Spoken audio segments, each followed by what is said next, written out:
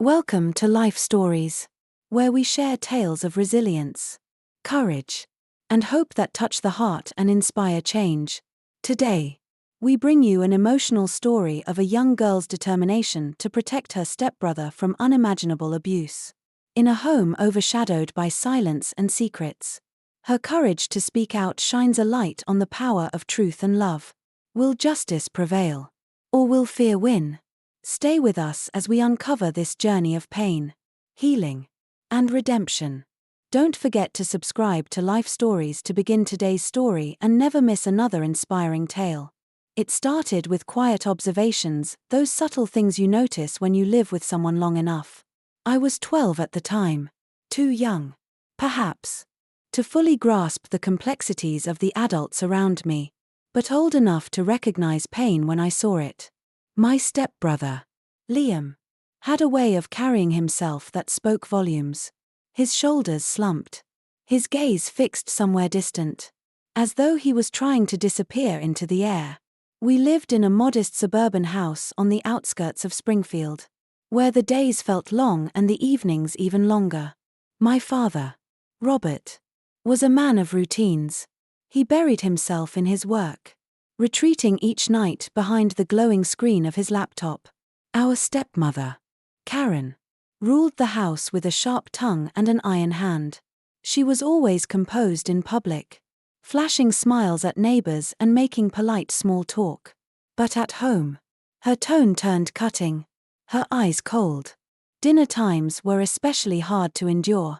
Liam would sit at the table, his plate untouched, while Karen's voice cut through the quiet like a blade.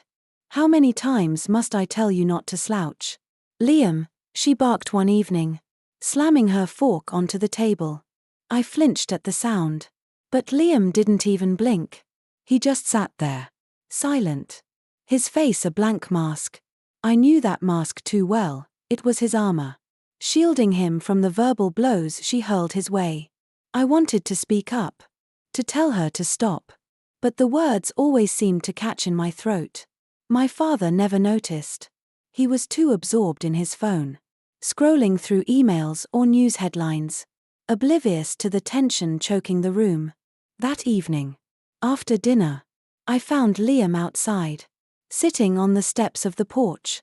He was staring up at the darkening sky, his arms wrapped tightly around his knees. I saw the red marks on his arms, the evidence of Karen's frustration earlier in the day. "Liam," I whispered, sitting down beside him, "you have to tell Dad." He shook his head without looking at me. "He won't believe me," he said, his voice barely audible. "He never does." I felt something tighten in my chest at the resignation in his tone. It wasn't fair. It wasn't right. "You don't deserve this," I said firmly, my eyes stinging with tears I refused to let fall. He didn't reply. He just kept staring at the sky, his expression distant and unreadable.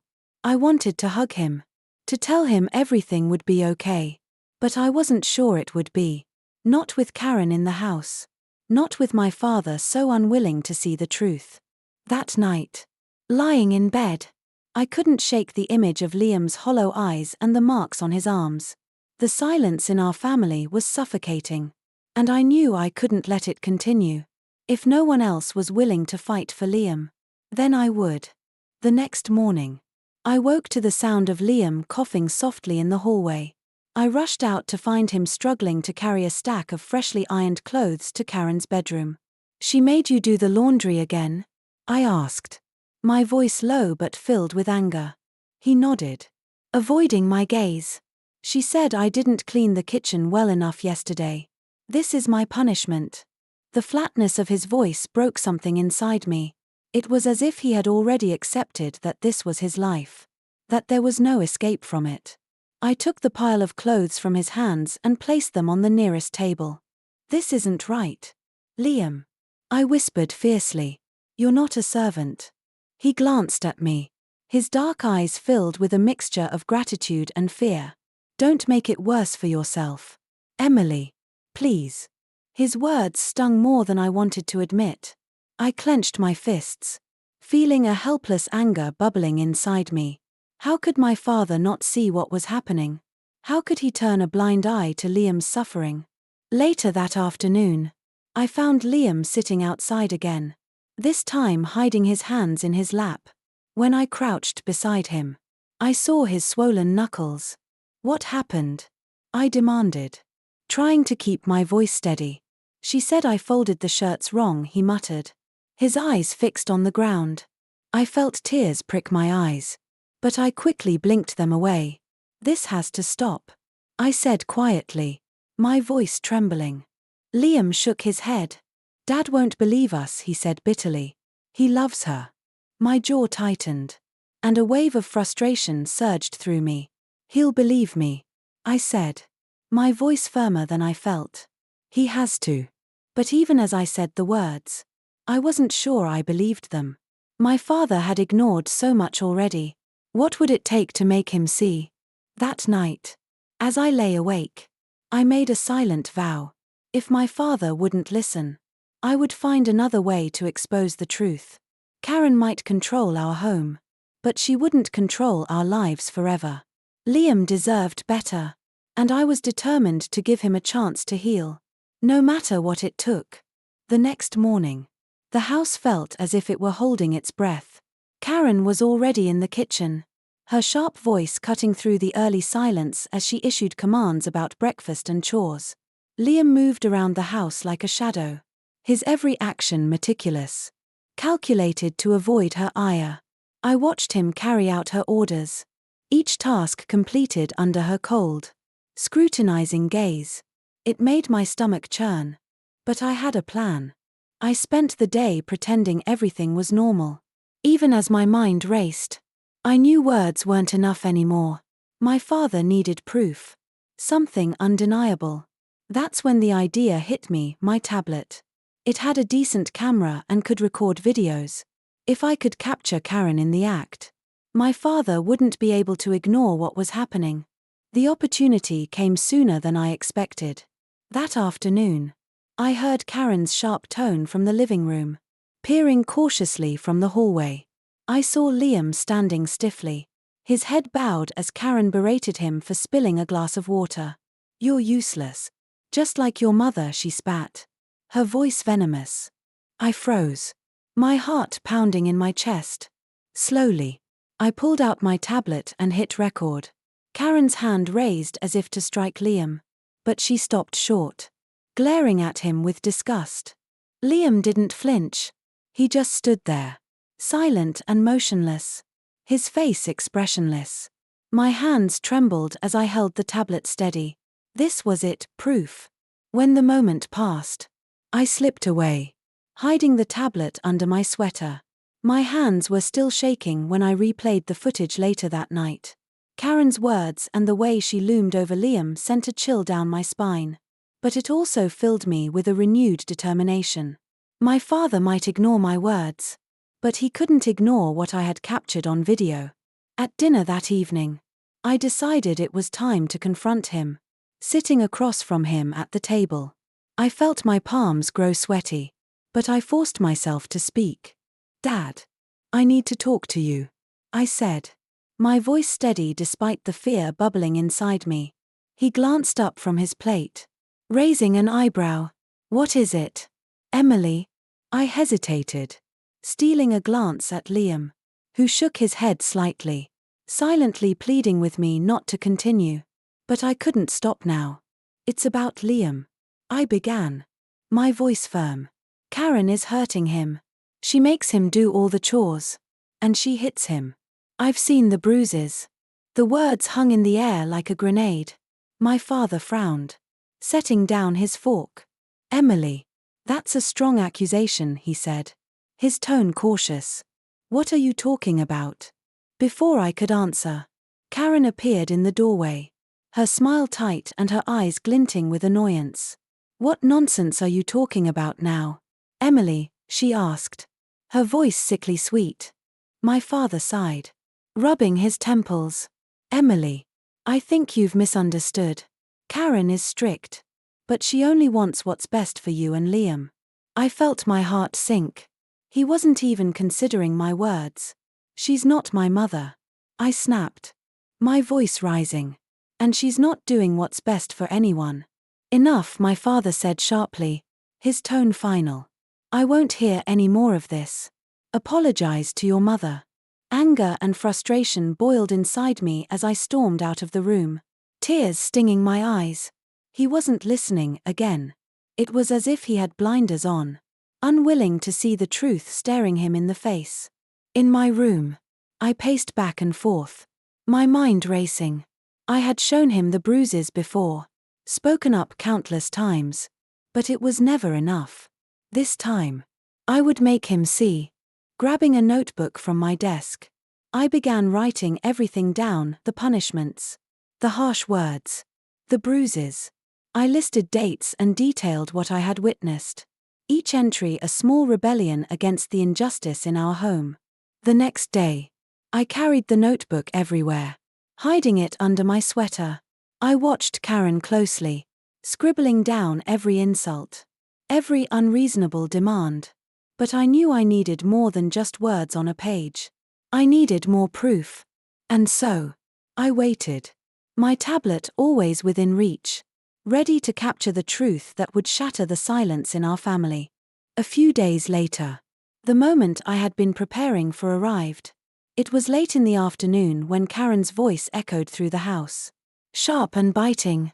I crept quietly to the staircase, where I could see into the living room without being noticed. Liam was kneeling on the floor, his hands trembling as he mopped up water that had spilled from a bucket. Faster, boy. Karen's voice cracked like a whip. Do you think I have all day to wait for your incompetence? Liam's hand slipped, and the bucket tipped over, spilling soapy water across the floor. Karen stormed toward him, her face twisted with fury. She grabbed the mop from his hands and shoved it at him forcefully. Clean it up. Now, she barked, her tone laced with venom. My heart pounded as I watched from the shadows. Slowly, I pulled out my tablet and began recording. Every word, every harsh movement, was captured clearly. It took every ounce of restraint I had to stay hidden. I wanted to rush in, to pull Liam away from her. But I knew I needed this footage. It was the only way to make my father understand the gravity of what was happening. When Karen finally stormed out of the room, leaving Liam alone, I slipped away and locked myself in my bedroom. My hands trembled as I replayed the video, tears blurring my vision. The evidence was undeniable. This time, my father couldn't dismiss it. That evening, I waited until Karen left for the store. I found my father in his study, his face illuminated by the glow of his laptop. Taking a deep breath, I knocked on the door. Come in, he called. Not looking up, I stepped inside, clutching the tablet tightly. Dad, I need you to watch something, I said, my voice steady but filled with urgency. He glanced up, his expression weary. Emily, I'm busy. Can this wait? No, it can't, I insisted. Without waiting for his permission, I placed the tablet on his desk and pressed play. The room filled with Karen's voice, sharp and cruel. As the video played, my father's eyes widened as he watched her shove the mop at Liam and berate him. When the video ended, he leaned back in his chair, his face pale. This can't be right, he stammered. There must be some explanation. There is, I said firmly, meeting his gaze. Karen has been abusing Liam, and you've been ignoring it. I've tried to tell you, but you wouldn't listen. Now you can see it for yourself. Before he could respond, Karen returned, her footsteps echoing down the hallway. She entered the room, her arms full of grocery bags, and froze when she saw us. What's going on here? She asked, her tone sharp. I met her gaze, my heart pounding. I showed Dad the truth, I said, my voice steady. Karen's face hardened, but she quickly masked her anger with a cold smile. You've misunderstood again. Emily, she said sweetly. I'm strict because I care. This isn't caring. I shot back. It's cruel. And I'm not staying silent anymore. Her eyes narrowed. a dangerous glint flashing in them.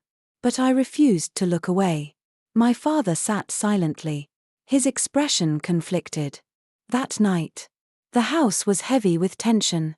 My father avoided both Karen and me, retreating to his study. Karen's gaze lingered on me more than usual, sharp and calculating. But I didn't let it show how uneasy she made me. The next morning, I found Liam sitting quietly in the backyard, his knees pulled to his chest. I crouched beside him, placing a hand on his shoulder. "Are you okay?" I asked softly. He shook his head. "It's worse now. She doesn't yell as much. But the way she looks at me, it's like she's waiting to do something worse." His words sent a chill through me. Anger bubbled inside me. But I knew I couldn't act impulsively. I needed more proof. Something that couldn't be ignored. Later that day, I saw my chance. Karen sent Liam outside to scrub the patio tiles under the blazing sun. I watched from the kitchen window, my tablet ready. Liam's arms trembled as he worked, his face flushed with heat. When the bucket tipped over again, Karen stormed over, her voice sharp and furious. "Do it right this time," she snapped, yanking the mop from his hands. I recorded everything, my hand steady despite the anger coursing through me. This time, I was determined Karen wouldn't get away with it. That evening, as I reviewed the footage in my room, I knew I had what I needed. Tomorrow, I would confront my father again. And this time, he would have no choice but to listen. The next evening, I sat outside my father's study, the tablet clutched tightly in my hands. My heart pounded in my chest. But I forced myself to focus. This was too important to let fear hold me back. When I finally knocked, his familiar voice called out, "Come in." I stepped inside, and my father looked up from his desk, his face lined with exhaustion. "Emily," he said with a sigh. "What is it now?" "It's about Karen," I said firmly, stepping forward.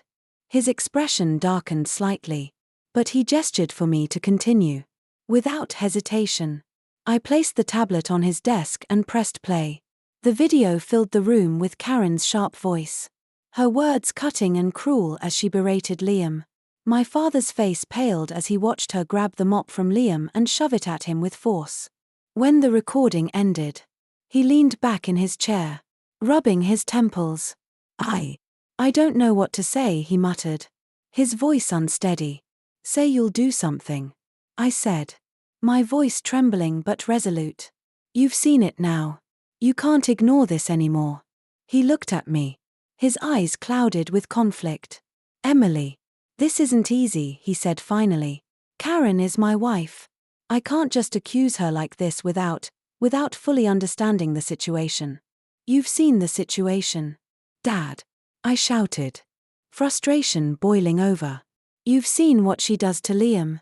How can you just stand by and let it happen?" He stood abruptly, his voice rising. "Enough, Emily. This is a family matter, and I'll handle it." I stared at him, my chest tight with anger and disappointment. "You always say that," I whispered, tears stinging my eyes. "But you never do." Without waiting for a response, I stormed out of the room, slamming the door behind me. My father's inaction felt like a betrayal. He had seen the truth with his own eyes. Yet he still hesitated. That night, I sat on my bed, staring at the ceiling. Liam's quiet suffering replayed in my mind, the bruises, the exhaustion, the hollow look in his eyes. I couldn't let this continue. Not when I knew I had the power to help him. The next morning, I decided to seek help elsewhere. During lunch at school, I made my way to the counselor's office. Mrs. Taylor, a kind woman with a calm demeanor, welcomed me with a warm smile. "Emily, what brings you here?" she asked, gesturing for me to sit. I hesitated, my fingers tightening around the tablet. Finally, I placed it on her desk. "It's about my stepbrother, Liam," I began. "I think he's being abused by our stepmother." Her smile faded, replaced by a look of concern. She reached for the tablet and began watching the videos. As the recordings played, her expression grew more serious. When they ended, she looked up at me, her tone calm but firm. "Emily, you've done something very brave by bringing this to me," she said. "This is serious. And it's clear you care deeply about your brother. I'm going to report this to the authorities. But you need to know that it might take some time for them to act." Her words brought a mix of relief and anxiety. I was glad someone was finally taking me seriously, but the thought of waiting made me uneasy. "What happens to Liam in the meantime?" I asked, my voice small. "Social services will get involved," Mrs. Taylor assured me. "They'll prioritize his safety. You've taken the first step, Emily, and that's important." When I returned home that afternoon, I found Liam sitting in the backyard, his knees pulled to his chest. I sat beside him, my heart heavy with the weight of what I had done. "Help is coming," I said softly, placing a hand on his shoulder. "I won't let this go." Liam looked at me, his dark eyes filled with a mixture of fear and hope. For the first time in days, he smiled faintly. That small glimmer of hope gave me the strength to keep going. The silence that had suffocated our family for so long was finally beginning to crack. I just hoped the truth would break through before it was too late.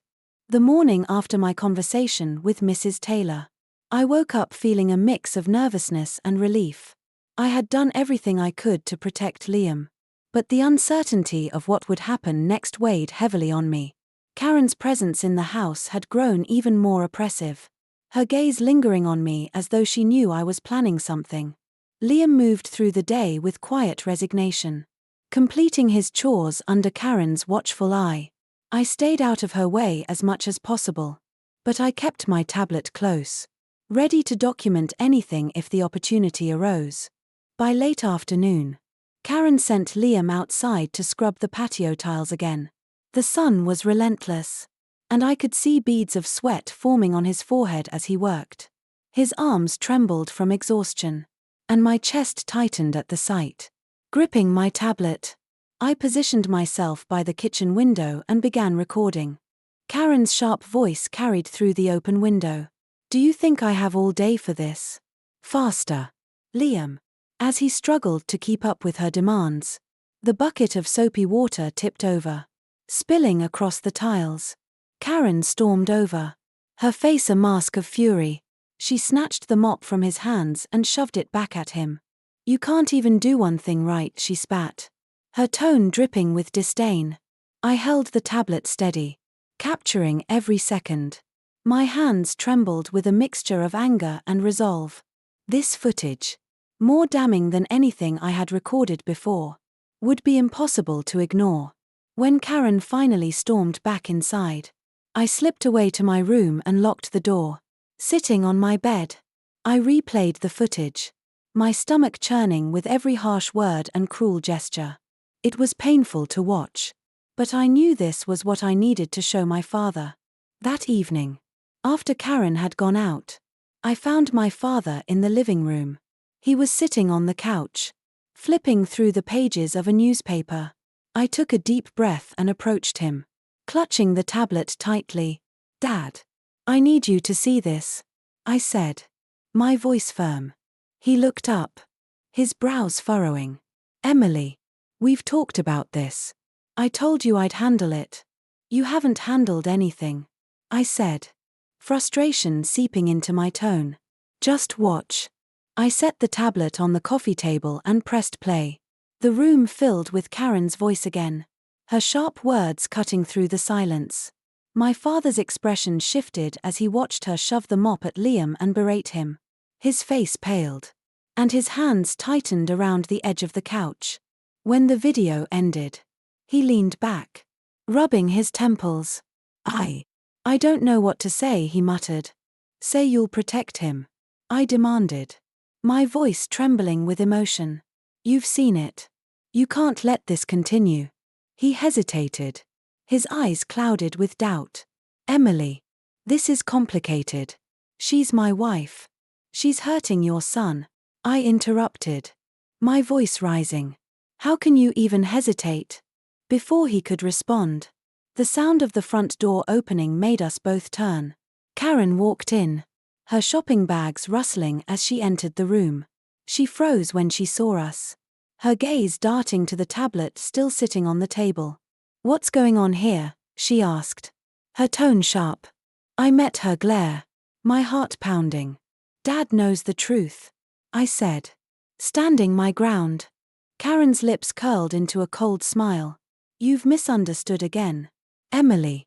I'm strict because I care. This isn't caring," I shot back. "It's abuse. And I'm not staying silent anymore." Karen's eyes narrowed, her expression icy. My father sat silently, his face pale and conflicted. For a moment, no one spoke, the tension in the room thick enough to cut with a knife. That night, the silence in the house was almost unbearable. My father retreated to his study, avoiding both Karen and me. Liam stayed in his room, the weight of everything pressing down on him. And Karen watched me with a calculating gaze, her expression unreadable. I knew the battle wasn't over. If anything, it was just beginning. But I wasn't giving up. Not now. Not ever. Liam deserved better, and I was going to make sure he got it. The morning after the confrontation, the house felt like it was teetering on the edge of an explosion. Karen moved about with a forced calm, her eyes cold and calculating as they lingered on me. My father was quieter than usual, barely acknowledging anyone at breakfast, his face drawn and pale. Liam stayed silent, his gaze fixed on his plate. I kept my distance from Karen, but my resolve remained firm. If my father wasn't going to take immediate action, I would. The evidence I had collected was enough, and it was time to share it with someone who could make a real difference. Later that morning, I waited until Karen had left the house to run errands. Taking a deep breath, I walked into the backyard, where Liam was sitting under the shade of the large oak tree. He looked up as I approached, his dark eyes filled with apprehension. "I'm going to talk to someone who can help," I said quietly, sitting down beside him. Liam's brow furrowed. "What do you mean? Who?"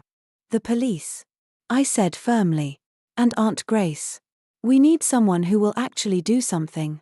Fear flickered in his eyes. "What if she finds out? She'll make things worse." "She won't have the chance," I assured him, placing a hand on his shoulder. "This is the only way, Liam.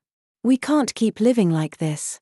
That afternoon, I waited for Aunt Grace to arrive for her weekly visit. She was my father's younger sister, a no-nonsense woman with a strong moral compass. If anyone would understand, it was her. When she finally stepped into the house, her cheerful demeanor quickly shifted as she noticed the tension hanging in the air. "Emily, what's going on?" she asked, her voice laced with concern. I led her to my room, away from the prying eyes of Karen and my father. "Aunt Grace, I need to show you something," I said, pulling out my tablet. As she watched the recordings, her expression darkened with each passing second. When the final video ended, she set the tablet down and looked at me, her face a mix of anger and disbelief. "This is unacceptable," she said, her voice firm. "Why hasn't your father done anything?" I showed him, I said, my voice trembling. "But he keeps saying it's complicated." Grace's eyes narrowed. "Complicated or not, this can't continue. I'll handle it. Emily, you've done the right thing by telling me." True to her word, Aunt Grace immediately called the local police and explained the situation.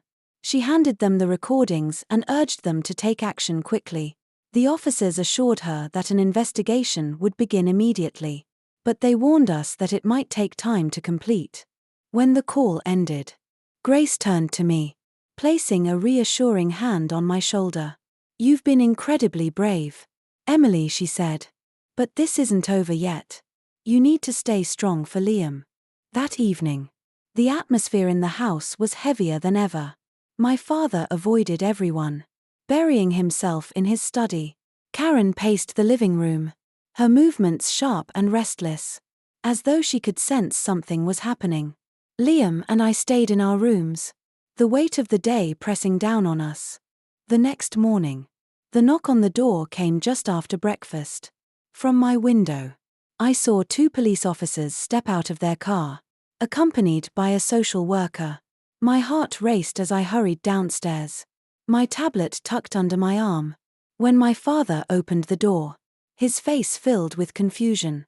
"Can I help you?" he asked, his voice cautious. "Mr. Robert," one officer said, his tone professional. "We're here to investigate allegations of child abuse in your household. May we come in?" Karen appeared in the hallway, her face pale. "What is this about?" she demanded, her voice sharp. The officers didn't waver. "We have evidence and witness statements supporting these allegations. We need to speak with everyone in the house." As they separated us into different rooms for questioning, Karen's glare found me. Her eyes burned with fury, but I refused to look away. This was the moment I had been waiting for, the first real step toward justice. When it was my turn to speak, I handed over the tablet and explained everything. The social worker listened carefully, her expression serious as she reviewed the footage. Liam sat beside me, silent but nodding when asked to confirm what I had said. Meanwhile, in another room, Karen's voice carried through the walls as she tried to defend herself. "This is ridiculous," she said. "I've only ever tried to discipline them like any mother would." But the evidence spoke louder than her words. When the officers left that day, the tension in the house was palpable. Karen's icy glare followed me everywhere, but I didn't care. For the first time, I felt like we had a chance to break free from her control. I sat with Liam that evening, the silence between us comfortable for the first time in what felt like years. "It's not over yet," I said softly, "but we're getting there." Liam nodded, a faint smile crossing his face. "Thanks, Emily, for everything." His words filled me with a renewed sense of purpose. We weren't out of the woods yet, but the cracks in the silence were growing wider. The truth was finally coming to light, and I knew there was no turning back now.